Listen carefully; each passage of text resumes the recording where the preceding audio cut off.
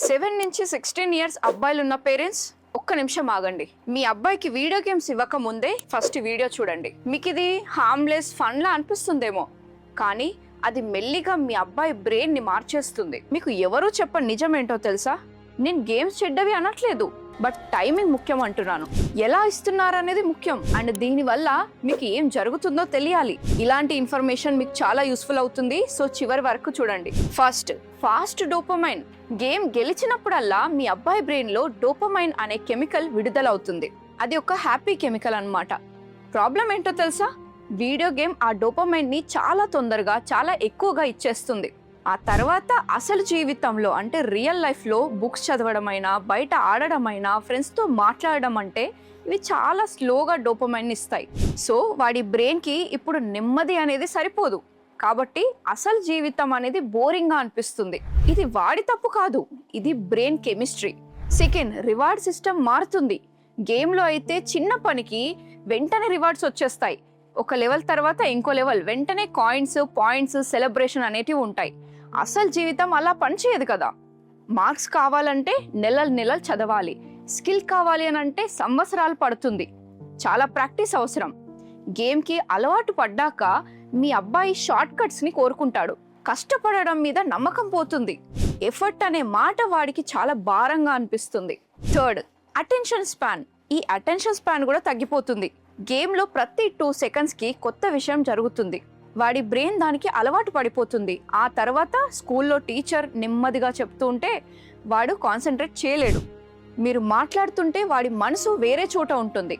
మీరు అనుకుంటారు వాడు వినడు అని, బట్ వాడు వినలేకపోతున్నాడు. స్కూల్ బోరింగ్గా, మాటలు స్లోగా అనిపిస్తాయి. ఫోర్త్ వచ్చేసి పేషెన్స్. ఓపిక తగ్గిపోతుంది.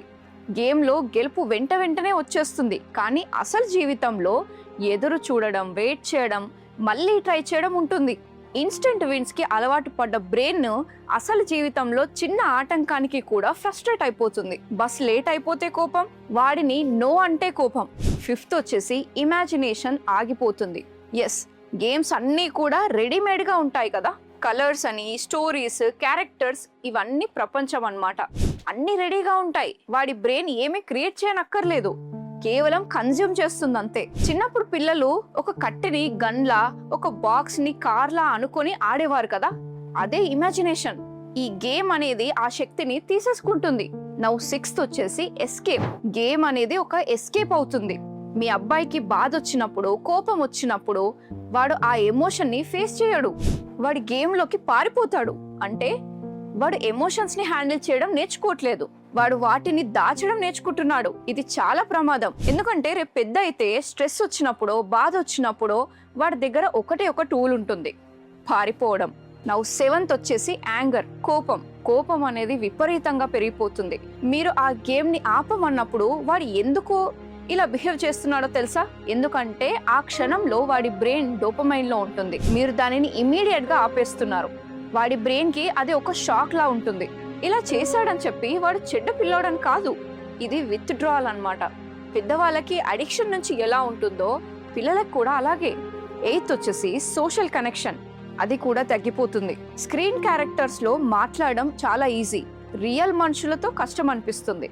వాళ్ళకి ఫీలింగ్స్ ఉంటాయి, మూడ్స్ ఉంటాయి, అన్ప్రెడిక్టబుల్ గా ఉంటారు. ఒక్కసారి గేమ్ కి అలవాటు పడ్డాక అసలు ఫ్రెండ్షిప్స్ ఏవైతే ఉంటాయో వాటికి కష్టంగా అనిపిస్తుంది. వాడు మనుషుల నుంచి దూరంగా ఉంటాడు. నైన్త్ వచ్చేసి స్లీప్, మూడ్ అండ్ హంగర్. నిద్ర, మూడ్, ఆకలి అన్నీ డిస్టర్బ్ అవుతాయి. స్క్రీన్ లైట్ బ్రెయిన్ కి ఇప్పుడు ఇంకా ఉదయమే అని చెప్తుంది, కాబట్టి రాత్రి నిద్ర అనేది రాదు. నిద్ర తక్కువ ఉంటే మూడ్ అనేది చెడిపోతుంది. ఆట ఎక్సైట్మెంట్ లో తినడం మర్చిపోతాడు, లేదా ఫాస్ట్ గా తినేస్తాడు. వాడి శరీరం మొత్తం ఒక రిథం కోల్పోతుంది. నౌ 10th వచ్చేసి ఎమోషనల్ ఐసోలేషన్. అప్పుడు మీ దగ్గరకు వచ్చి అన్ని చెప్పే అబ్బాయి ఇప్పుడేమో రూమ్ లో కూర్చొని హెడ్ ఫోన్స్ పెట్టుకొని ఒక్కడే ఉంటున్నాడు. వాడి ప్రపంచం స్క్రీన్ లోకి జారిపోయింది, మీరు బయటే ఉండిపోతున్నారు. నౌ 11th వచ్చేసి టైం. ఒకే ఒక గంట అని మొదలు పెడతాడు, కానీ గేమ్ ఎప్పుడు ఆడాలో, ఎంతసేపు ఆడాలో వాడే డిజైన్ చేసుకుంటాడు. ప్రతి లెవెల్ తర్వాత ఇంకో లెవెల్, ప్రతి రివార్డ్ తర్వాత ఇంకొక రివార్డ్. చిన్న పిల్లల దగ్గర ఆ సెల్ఫ్ కంట్రోల్ ఇంకా డెవలప్ అవ్వలేదు, కాబట్టి వాడు ఆపుకోలేడు. ఇది వాడి తప్పు కాదు, గేమ్స్ అలా తయారవుతాయి కాబట్టి. 12th వచ్చేసి లేజీనెస్. సోమరితనం పెరిగిపోతుంది. స్క్రీన్ ముందు గంటలు గంటలు కూర్చున్న తర్వాత ఫిజికల్ యాక్టివిటీ చేయడం అంటే భారంగా అనిపిస్తుంది. ఆడడమైనా, పరిగెత్తడమైనా, బయటకు వెళ్ళి ఫ్రెండ్స్తో ఆడుకోవడమైనా అన్ని కష్టంగా అనిపిస్తాయి. శరీరం కదలకపోతే మూడ్ ఇంకా దిగిపోతుంది. 13th వచ్చేసి స్టడీ టైం తగ్గిపోతుంది. సింపుల్గా గేమ్ ఆడతాడు కాబట్టి చదువుకి టైం మిగలదు. అండ్ టైం అనే గేమ్ అంత ఫాస్ట్గా, ఎగ్జైటింగ్గా ఉండదు. అందుకే బ్రెయిన్ దాన్ని రెసిస్ట్ చేస్తుంది. 14th వచ్చేసి లయింగ్. అబద్ధాలు మాట్లాడతాడు. డైలీ స్క్రీన్ టైం గురించి, మార్క్స్ గురించి మీరు తిడతారు కదా, హోంవర్క్స్ ఫినిష్డ్ మమ్మీ అని అబద్ధం చెప్పి కొంచెంసేపు ఆడుకుంటానని చెప్తాడు. ఎందుకంటే వాడికి గేమ్ కావాలి అండ్ వాడు మీరు ఆపేస్తారనే భయం పెరిగిపోతుంది. భయం అబద్ధాన్ని పుట్టిస్తుందన్నమాట. 15 వచ్చేసి రియల్ రివార్డ్స్. అసలైన రివార్డ్స్ వాడిని ఎక్సైట్ చెయ్యవు.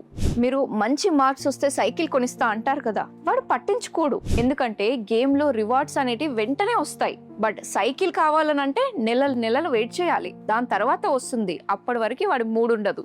సో వాడి బ్రెయిన్ కి ఆ వెయిట్ అనేది అర్థం కాదు. కేవలం గేమ్ లెవెల్సే వాడిని ఎక్సైట్ చేస్తూ ఉంటాయి. 16 వచ్చేసి ఫియర్ ఆఫ్ ఫెయిల్ అవ్వడానికి భయపడతాడు. గేమ్లో చనిపోతే రీస్టార్ట్ అవుతుంది. గేమ్లో మిస్టేక్స్ చేస్తే పనిష్మెంట్ ఉండదు, మళ్ళీ మొదలు పెట్టొచ్చు. బట్ అదే రియల్ లైఫ్లో రీస్టార్ట్ ఉండదు కదా. ఎగ్జామ్ ఫెయిల్ అయితే పనిష్మెంట్ ఉంటుంది. కాబట్టి వాడు కొత్త విషయాలు ట్రై చేయడానికి భయపడతాడు. ఎందుకంటే అసలు జీవితంలో అండు బటన్ అనేది ఉండదు. 17th వచ్చేసి కంపారిజన్స్ స్టార్ట్ అవుతాయి. గేమ్లో ప్రతి ఒక్కటి ఒక కాంపిటీషన్, ర్యాంకింగ్, లీడర్ బోర్డ్స్, ఎవరు ఫస్ట్ అనేది ఉంటుంది. వాడి జీవితాన్ని కూడా అలాగే చూస్తాడు. నేను గెలవాలి, ప్రతి దానికి ఒక గేమ్లా చూస్తాడు.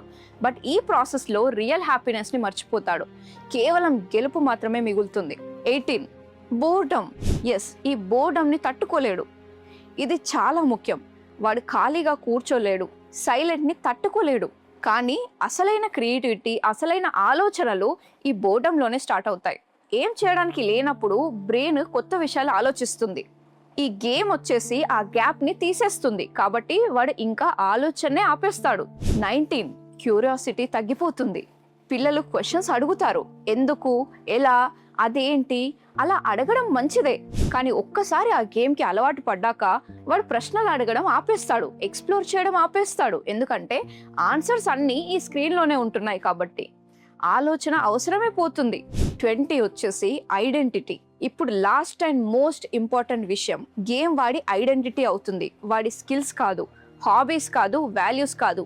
మీరు నీ గురించి చెప్పు అని అంటే వాడు గేమ్ గురించి చెప్తాడు. వాడు ఎవరో కూడా వాడికి తెలీదు. గేమ్స్ అలాంటి థాట్స్ని తీసేస్తుంది. చూడండి, ఈ ఫేజ్ అనేది మీ అబ్బాయి బ్రెయిన్ డెవలప్మెంట్ అయ్యే ఫేజ్ అన్నమాట. ఇది పోతే మళ్ళీ రాదు. ఇప్పుడు గేమ్ వాడి మనసుని షేప్ చేస్తే ఆ డ్యామేజ్ రిపేర్ చేయడానికి చాలా కష్టమవుతుంది. నో అని చెప్పడం, వెయిట్ అని చెప్పడం అనేది స్ట్రిక్ట్ కాదు, అది స్మార్ట్.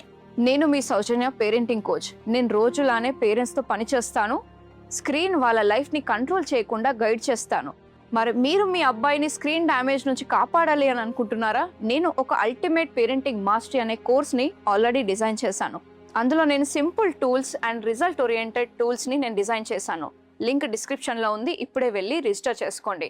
లేదా మీకు 1-to-1 పర్సనల్ కౌన్సిలింగ్ కావాలంటే కూడా ఈ కింద ఉన్న వాట్సాప్ నంబర్కి మెసేజ్ చేయండి ఆర్ కాల్ చేసి బుక్ చేసుకోండి. నేను పర్సనల్గా రిప్లై ఇస్తాను. అండ్ గుర్తుపెట్టుకోండి, పిల్లల్ని మార్చడానికి ప్రయత్నించకండి, మీ పేరెంటింగ్ స్టైల్ని మార్చండి. ఐ హోప్ ఈ వీడియో మీకు చాలా అవేర్నెస్ ఇచ్చింది అనుకుంటున్నాను. అండ్ నెక్స్ట్ వీడియోతో మళ్ళీ కలుద్దాం. అంతవరకు ఎవరైతే పిల్లలు చాలా మొబైల్ అడిక్టెడ్ ఉంటారో, స్క్రీన్ అడిక్టెడ్ ఉంటారో, అలాంటి పేరెంట్స్కి ఖచ్చితంగా షేర్ చేసి హెల్ప్ చేయండి. బికాస్ నేను మీ ఒక్కరి కోసమే వీడియో చేయట్లేదు. ఎందుకంటే మన చుట్టూ చాలా మంది ఇలాంటి ప్రాబ్లమ్స్ ఫేస్ చేస్తున్నారు. సో వాళ్ళందరికీ హెల్ప్ఫుల్ అవుతుందని చేస్తున్నాను. So I hope you share this video and thank you so much for watching till the end. Next ఇంకో ఇంట్రెస్టింగ్ టాపిక్తో మళ్ళీ కలుద్దాం. Thank you so much.